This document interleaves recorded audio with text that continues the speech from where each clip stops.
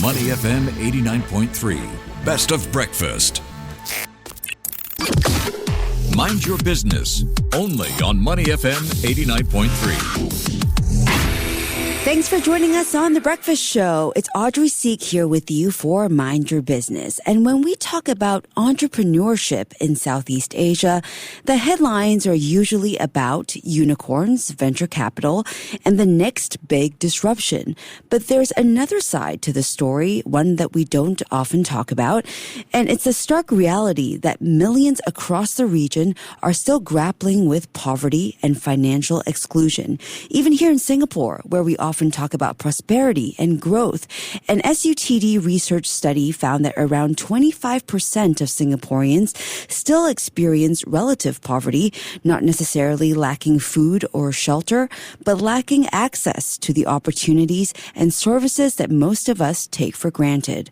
Traditional aid and loans have tried to bridge this gap, but lasting change is rare. So what if the real solution isn't in handouts, but in giving people the skills and confidence to build their own income and future? That's exactly what our guest today is set out to do. Raymond Gabriel, co-founder and executive director of People Systems Consultancy, has helped over 100,000 people across Southeast Asia grow their incomes, in some cases by up to 400%, and all without a single loan, grant, or handout. So to find out more, we're pleased to welcome Raymond on to the show. Great to have you with us. Good morning. Thank you, Audrey. Great to be on board. It's great to have you with us. And Raymond, let's start with the big picture here. When you look across Southeast Asia, how would you describe the current state of poverty and income disparity? Why do you think financial inclusion is such a crucial but often missing part of the growth conversations that we always have? Audrey, in ASEAN today, we have about 90 million out of the 677 million people in ASEAN living in poverty. These are World Bank estimates. It's defined as people earning below $2 a day, and there's a significant amount of them across ASEAN. Now, while there's been a lot of good things that have happened in ASEAN, if you take a look from 1990 to now, maybe 2021, poverty actually declined about 47% across ASEAN, right now to about 13.3% in ASEAN. That's a significant number of people that have gotten out of poverty, but there still remains that over 90 million that we are talking about that are still struggling today in ASEAN. The second thing is income disparity, right? So there are many cases where maybe people are not living in abject poverty or extreme poverty, but they are actually struggling with rising cost of living. They're struggling with higher prices of basic necessities, food and other things, which has actually caused them to be actually marginalized as well. So there's another group that we're talking about, which is a second group as well, that are not in poverty but also struggling with those issues with a lack of proper income as well. Yeah, so when we often think of poverty as simply not having money, but in your work, what are the deeper barriers communities face? Is it about skills, access, mindset, or is it something else entirely? I think it's about all of that. I think the first thing is when you look at poverty in ASEAN, maybe not so much in the Singapore case, you find that people who have been in poverty actually come from a background where their parents have been in poverty, their grandparents have been in poverty, so it's a multi-generational thing. And they don't see possibilities of coming out of it, they don't have know-how. The second thing that you see is a lot of times people give handouts to them to enable them to come out, and it could be in the form of equipment, it could be in the form of loans. At People Systems, we are against that. We work with a lot of banks. We work with a lot of regional banks, people like Maybank across the region to actually help people from marginalized communities. But we've got the same kind of partnership level of thinking with them, where we don't give loans upfront. We give it to the people after their income goes up, after their capacity, and after they start a small business that actually can help the family. So the skills come first, the capacity comes first, and with a belief and a mindset that they can do it. I think that's very critical to financial inclusion. Giving people handouts, sometimes we've seen in the region, puts people in more debt. They are unable to pay back the loans when their businesses fail because they don't have the capacity to run a business or even a know-how as to how to use money which is given out to them. Yeah. And that we see is a big problem, a systemic problem in ASEAN today. We've talked to many government agencies and people who actually facilitate loans across the region. And NPL rates can be about 60%, non-performing loan rates, to small micro entrepreneurs who are first-time entrepreneurs, given loans and handouts to start. So it's a big problem in financial inclusion. And I think we're trying to do something different. Yeah, so I think one thing that really stands out about People Systems Consultancy, to your point, is that you've taken a very different path from most NGOs, no handouts, no grants, and instead you focus on what you call a capital-free, data-driven approach. So walk us through this approach and walk us through a typical program as well. When someone first joins, what happens and how does their journey unfold with you guys? I think looking at our whole process, it's not a quick one-stop process. So we look at regions where there are poverty. We work with funders who want to do something about it, impact funders, large banks, regional banks, and they look at first of all, how is that group doing? So we study a particular group of people who come from poverty. It could be a group of single mothers across the region. It could be women who come from poverty. Like with Maybank, we work with people with disabilities across the region. We've impacted about 40,000 of them.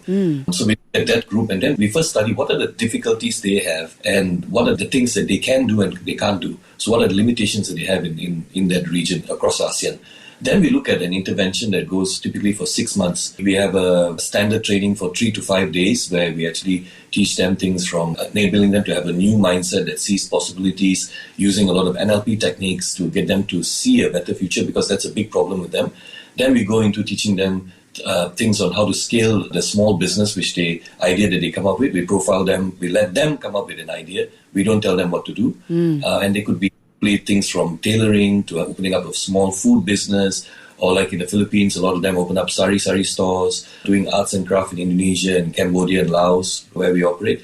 But we see that the idea that they work on must come from a passion that they have, not necessarily a skill as well. They should have some skills, but they must be passionate about it, because then they learn. And they do it above average in terms of other people. Then after that 3 to 5 days of training, which includes also financial literacy, teaching them how to actually manage costs, teaching them how to actually manage money, save more, have emergency funds, buffers, which a lot of these people don't have. Then we go into the actual training itself. They go through a whole business process of learning, from innovation to looking at the operational planning, sales strategies, and they are ready to run right after the program. So then during the 6 months where we come in to again mentor them, both individually and as a group, we look at how we can work through those strategies they picked up in that training session and implemented them so that their income goes up. And normally we see their income going up between 100 to 400% within that 6 months, and sustaining a couple of years, even after when we've gone back and done research. Yeah, I want to talk about those numbers a little bit more, but I want to go back to your point about financial literacy. It's a big piece of your model, to your point. So from your experience, what are some of the most common gaps you see when participants come in? Is it things like managing debt, or learning to save, or even just believing that they can take charge of their finances? I think a lot of them who come in, they've been given some sort of a loan or grant which they can't pay back. We've seen in countries like Malaysia and Philippines and Indonesia, where people have given up hope because they don't see the possibilities anymore. They've tried something, failed. The second thing that we see is the lack of belief that they can become entrepreneurs. Because there's this saying that, not everybody can be an entrepreneur, not everybody can start off something small. But I think in this day and age, you'll find everybody doing something part-time. You always have a part-time hustle, right? It's not enough to live on one income. In most countries, you're either doing something part-time, you're trying to grow your incomes, do something small, as well as lead and do something on a full-time job. So for a lot of these people, I think the issue is a lack of belief that they can do something. And we want to change that, because if you find a passion, I think with the right skills, with the right training, you can actually build a business and do well. Yeah. Okay. So your numbers are striking. More than 70% of participants see their incomes rise by between 100 and 400%. So are you able to share a story with us, that really captures the kind of transformation you've seen either in someone's life or even the whole community? There's this participant that we had in a program with Maybank, Afiq Bani. He actually met with an accident while on the way to work. He was an automotive engineer and became a person with disability, so he couldn't walk anymore. He went into depression because of that. And he tried doing various things like opening up a food stall, trying to get things going in Malaysia.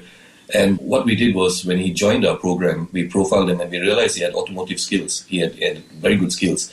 And one of the ideas he came up with doing our profiling exercise was to retrofit cars to drive for people with disabilities. And he built a device that could retrofit it very easily. He then started to get certification from our Ministry of Transport, all the other certification bodies, to make sure that it's safe to drive. he got that certification. And he started building a factory from selling the device on a small scale. Now he has a factory that employs 5 other people with disabilities. So he's giving back to the community, his own community, by employing them. And his income has now gone up to about almost to 30,000 ringgit a month. And he actually helped his parents actually take over that food business and help them scale it as well. So these are typical stories that we see. These people come in, they have a lot of hidden talent. We help them to grow their talent and they move into various businesses as well. Most of them don't even do one thing. They actually help their community, help their family start co-businesses with them and start doing well. He won quite a few awards for that invention that he created as well. Wow, what an interesting and inspiring story when life gives you lemons, right? And to turn your passion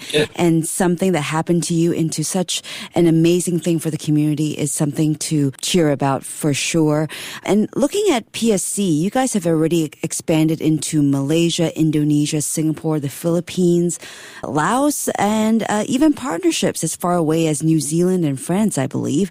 What's next on the horizon for you guys? New programs or new regions maybe? I think we are looking at and studying whether our intervention, which we feel is good, can move into areas like Pakistan, Thailand, looking at areas where there's extreme poverty, not just in ASEAN, but in other countries as well.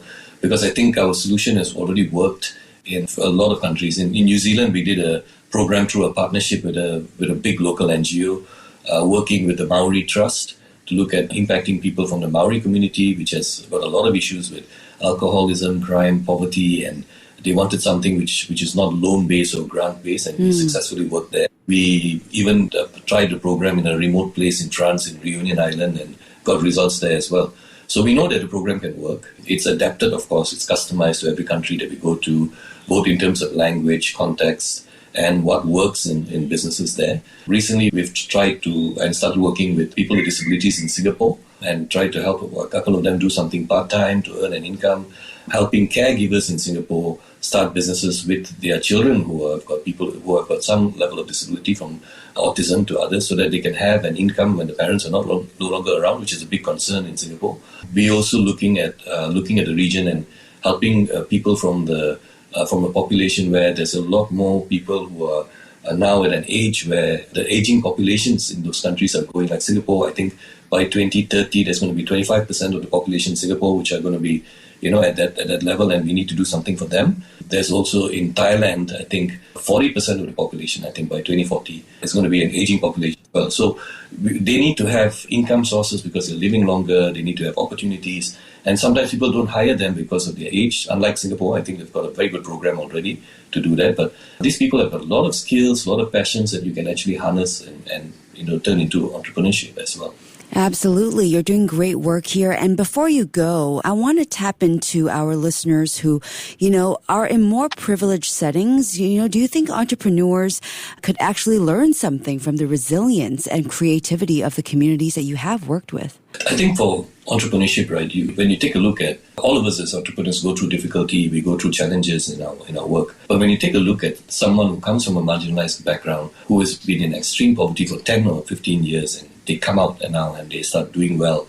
One thing that we love to see, which is always part of our program, is we always want to see the people that we've impacted go back and help others and give back to their own community. And I think this whole move of giving back, paying it forward, is a very huge part of a sustainability move now in ESG, environmental, social, and governance, that whole movement of actually impacting things. So business has now become something where it's not just for profit, but it also has an impact in our world around us, from the environment to people that we impact. And I think if businesses can have a bigger purpose besides profit, if entrepreneurs can have a larger purpose, not just to make money, make profit, but take care of their own workers, look at how they can impact people around them, how the business itself can incorporate social impact into what they're doing for anything. I think that will bring a huge change to a lot of entrepreneurs. You'll give a bigger sense of purpose in the morning when you wake up. It will keep you going when times are difficult. And it will then keep your employees going when things are not going good for the company, because the company is now not just for profit, it's got a huge purpose behind it as well. Yeah, the ripple effects go far and wide, and we've heard how tackling poverty isn't just about aid, but about empowerment, equipping people with the skills, mindset, and tools to transform their own futures. Big thanks to Raymond Gabriel, co-founder and executive director of People Systems Consultancy, for joining us this morning. Thank you so much for your time, Raymond. Thank you, Audrey, and thank you for the opportunity. Thank you. Keep it here, Money FM 89.3. To listen to more great interviews, download our podcasts at audio.sg or download the audio app. That's AWEDIO, audio at the App Store and Google Play.